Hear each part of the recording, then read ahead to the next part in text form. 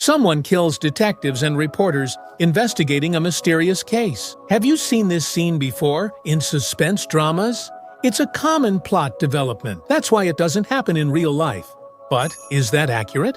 A freelance writer was researching the truth behind a certain case. This person was investigating a number of cases said to be deeply shrouded in darkness. Among them, at the time, he was investigating the famous Petit case. I'm sure many of you have heard of the Petit case, at least once. He was following that case. He was stabbed over and over again, and in the end, he was killed and found in Tokyo Bay. This case is deeply mysterious. What did he know, and what did he see? What was the truth behind the case he was investigating? The Satoru Someya freelance writer murder case. On September 12, 2003, a truck happened to pass near Tokyo Bay. The male driver saw something that looked like a body floating in Tokyo Bay. The man promptly reported it to the police, who confirmed that the apparent body was a real corpse. The police immediately suspected foul play. They will conduct a forensic autopsy to identify the body. As a result, the body was identified as Satoru Someya, a 38-year-old freelance writer who covered the underworld and underground society. The discovered body had as many as 8 stab wounds on the back and signs of blunt force trauma to the head. A horribly mutilated body was found in Tokyo Bay. Just that alone makes this a very puzzling situation. What puzzled investigators the most was the condition Satoru Someya was in when he was found. Amazingly, his body was tightly wrapped with heavy chains and a belt like the ones used for diving. The investigation revealed that Tani-san went missing after September 5th. That same day, the last contact was a phone call with a magazine editor. And this is not the only thing that the investigation revealed. He disappeared. The next day, September 6th, his camera was found near Shibuya Station. The camera was found on the street and given to the police. But why? The reason it was dropped there was unclear. Based on these circumstances, investigators suspected that he might have been abducted by someone on the 6th when the camera was found, and proceeded with further investigation. And then, the camera was found. On the following day, September 7th, an email was sent to his acquaintance under the name of Someya. The content said he was traveling, but here, one puzzling point arises. The sender's email address was not the one he usually used. It wasn't the one he usually used. However, at the time, his acquaintance knew that he often changed his email address frequently. And then, after he disappeared... That's right. Later, it was revealed the sender of the email was his killer. It was believed that the culprit sent it as part of a cover-up. It was also discovered that Someya-san had felt his life was threatened before his death. He often confided to acquaintances that he was being targeted by the Chinese mafia. He said he might be killed. And to back this up, there are actual facts such as parts of his apartment balcony being destroyed and his windows being broken, showing that someone was indeed targeting him. Also, his work equipment, such as his camera and computer, had been stolen. However, because of his line of work, he was pursuing several dangerous cases. Even now, it is still unclear who was targeting him and for what purpose. It's no surprise he faced dangers and likely made enemies. Because of that, it was expected that the investigation would be difficult. But surprisingly, just 10 days after he was found in September, the culprit was quickly identified. The person suspected of murder and abandoning a body was arrested. To summarize each of their later statements, it goes like this. They attacked Mr. Someya late on September 6th, restrained him, and locked him in an apartment room. They violently injured him, and on September 7th, killed him by putting him on a small boat. They wrapped chains and belts around the body, then went to Tokyo Bay. We understand the circumstances of the incident, but why did it happen? Did these 3 people conspire and kill Mr. Someya? In other words, what was the motive? That was never clearly revealed. However, Sakurai, the ringleader, committed another crime 3 months earlier, in June 2003. He stated that the book he published became the reason for the murder. The name of the book is Kabukicho Undercover. It's a book that investigates and exposes the truth behind incidents that happened in Kabukicho. In the book, although a pseudonym was used, there is a section written about Sakurai. The content was somewhat abstract.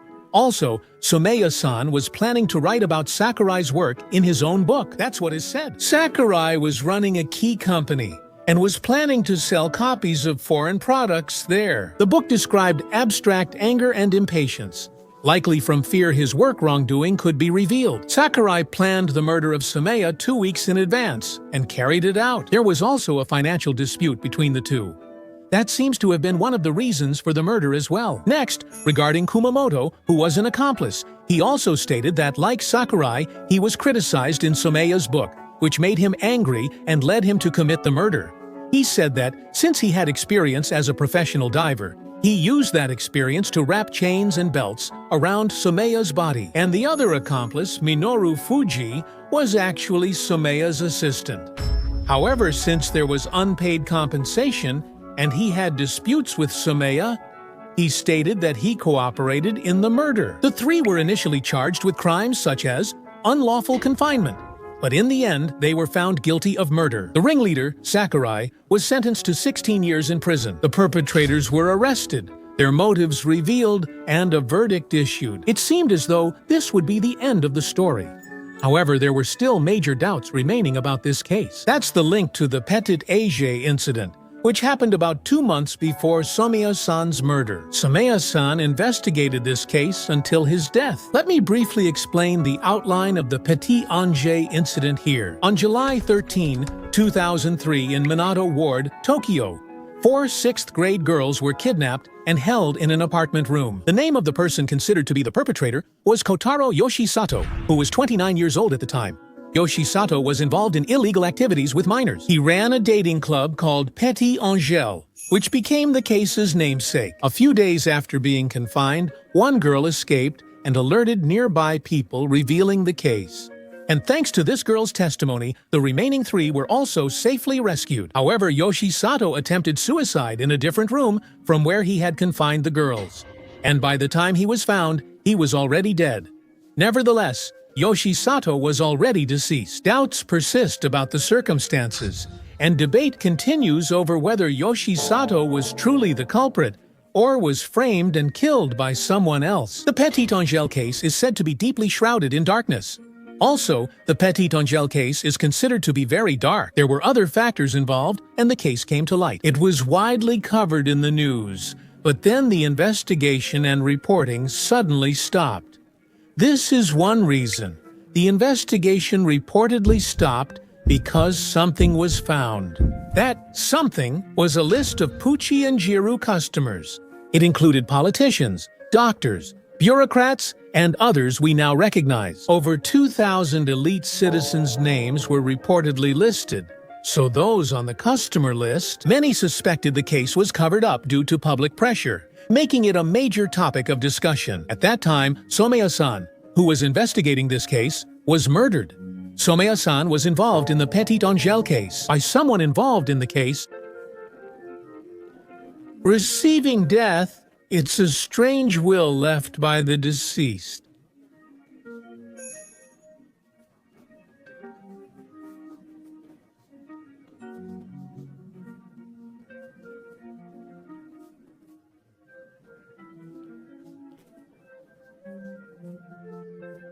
No matter how furious he was in the past, he never committed murder. Isn't it unnatural that he suddenly recruited accomplices and killed Mr. Someya? There are voices saying that the motives of the 2 accomplices are also too shallow to commit murder. The perpetrators acted under instructions from those involved in the Petit case, not on their own will. As mentioned earlier, Yoshizato's unnatural death as the alleged Petit case perpetrator is a key reason many believe the case was covered up. Based on the situation at the scene and other factors, it was concluded that Yoshizato's cause of death was suicide by hanging.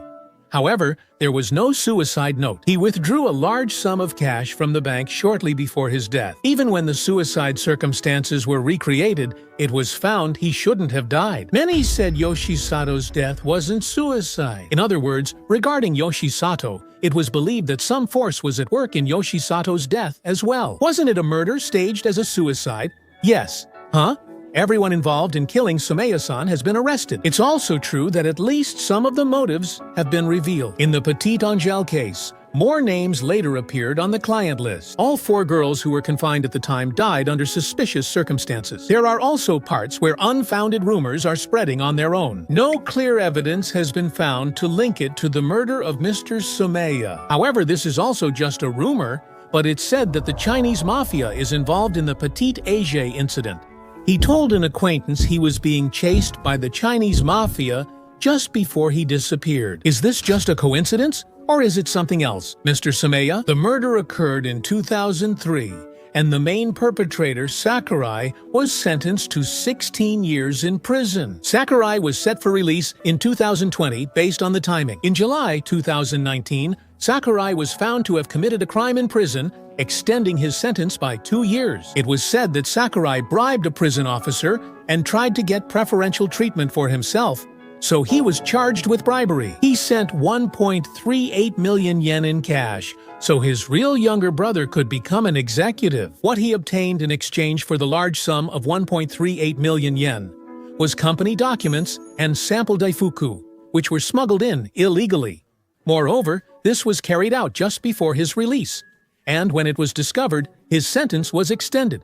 Because of these facts, such rumors have spread. There are people who don't want Sakurai to be released. If these things are true, it raises the question of whether there was behind-the-scenes manipulation to extend Sakurai's sentence. Sakurai is Mr. Sumaya. It means he might know the truth behind the murder, as well as the truth behind the Petit case. He was scheduled to be released in 2020, but his sentence was extended by 2 years. So as of 2022, Sakurai's current situation is unknown. But if, hypothetically, after his release, Sakurai were to be reported as a victim in the news, then, as of 2022, does that mean the darkness of the Petit incident still hasn't ended?